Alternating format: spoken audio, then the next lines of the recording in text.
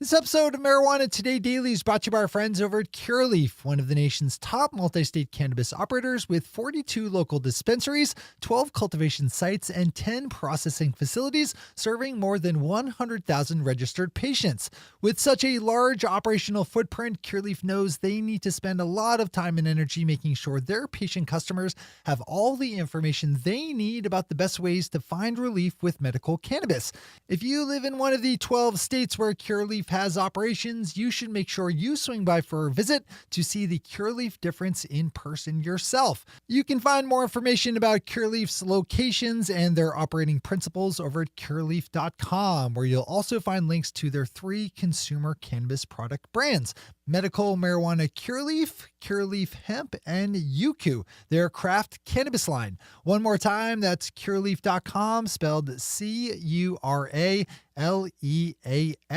Thanks to everyone over at Curaleaf for supporting today's news.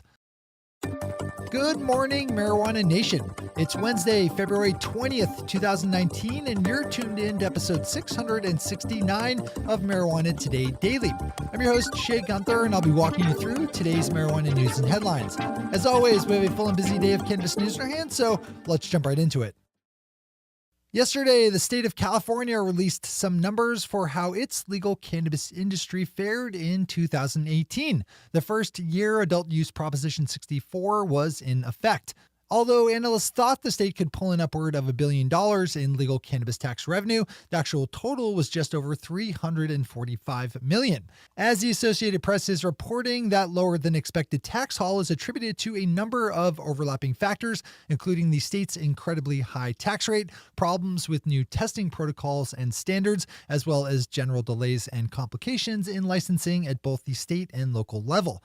The AP is a good comparison to show how much the Golden State's industry underperformed last year by pointing out that Nevada made just under $70 million in tax revenue in its first year of adult use sales.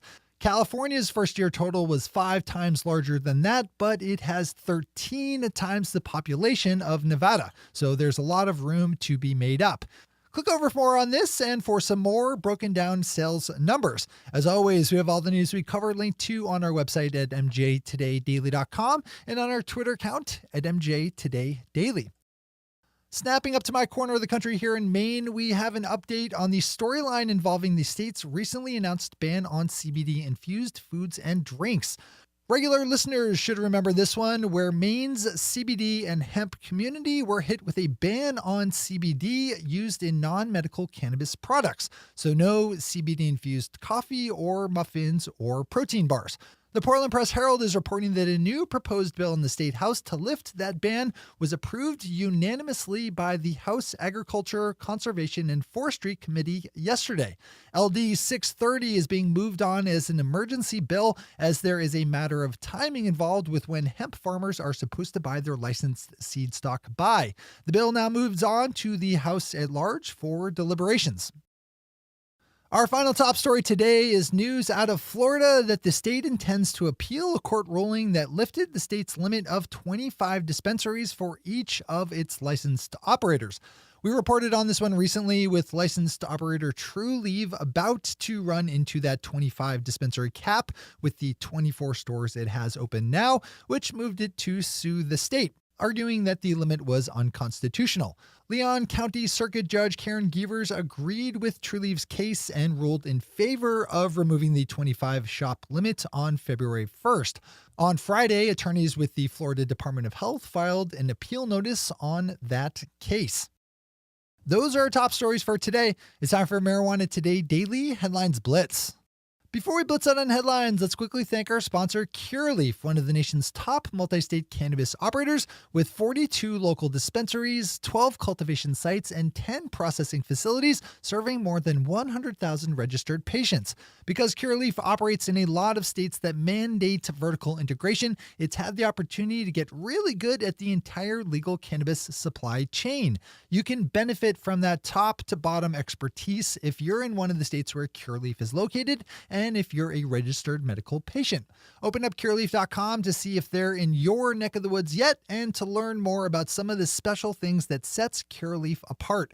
And while you're there, you can open up their investors page where you'll find lots of helpful information about Cureleaf, the stock, which is now traded on the Canadian Securities Exchange under the symbol CURA, spelled C-U-R-A. Big thanks to all the good folks at Cureleaf for helping support today's news. All right, time for the Blitz.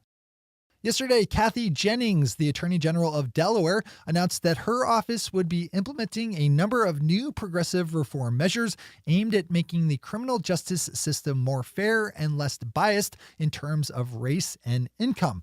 Among the 30-so changes announced was a new shift in how cannabis charges will be treated. From now on, people in Delaware caught with up to 175 grams of marijuana, or just over 6 ounces, will not be prosecuted, just as long as the cannabis was for personal use and not for sale. This one's kind of a big deal for drug policy reform in general, so I'd suggest opening it up in full. Alaska's new Republican Governor Mike Dunleavy is working to remove his state's marijuana control board in order to place its powers into the hands of the commissioner of the state's Commerce Department.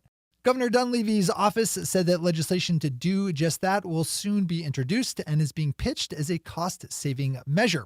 The Anchorage Daily News is reporting that the move would save just under $50,000 against Alaska's $1.6 billion budget deficit, which is the same as if you had a $1,600 budget deficit and cut out half a penny of spending.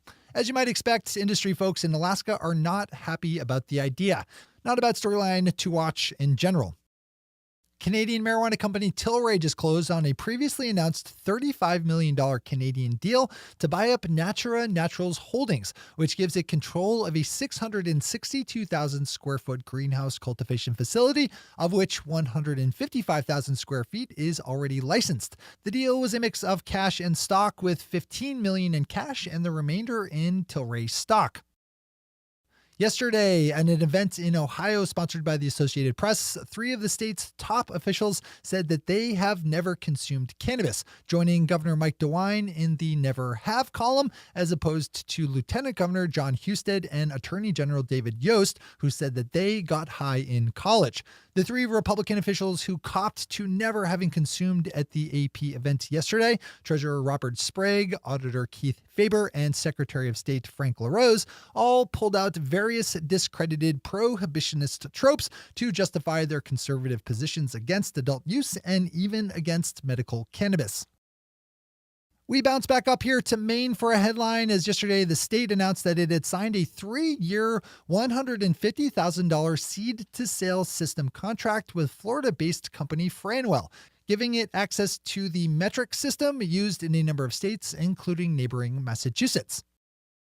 In an announcement that should surprise no one, the Pennsylvania Cannabis Coalition, a group of medical marijuana business owners, announced their support of a drive within the states to legalize adult use marijuana. And finally for today, KARE11 has an interesting story that looks at the huge positive impact that the Canadian legal marijuana company Canopy Growth has had on the town of Smith Falls, Ontario, which saw the closing of 3 large factories in the years leading up to when the marijuana company landed in town in search of a headquarters.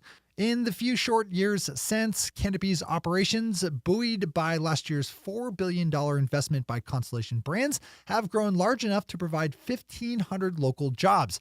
It's a great model that we should be looking to replicate all over the United States. Give this one a click over and read and watch. Those are the headlines and news for the day. I'll be back with you again tomorrow with another information-packed episode of Marijuana Today Daily. But in the meantime, if you have any stories to share or feedback to give, zip us an email to headlines@mjtodaydaily.com. And while you're clicking around the interwebs, swing over to our Twitter account at mjtodaydaily and visit our website at mjtodaydaily.com to find links to all the news we cover. Thanks to our sponsor, Cureleaf, and to our awesome patron listeners for the support that makes this show possible. To join the illustrious ranks of the patron listeners yourself, swing over to our website at mjtodaydaily.com and click on that big blue button at the top of the page that says Become a Patron. I'm your host, Shay Gunther. Thanks for tuning in and starting your day with marijuana today.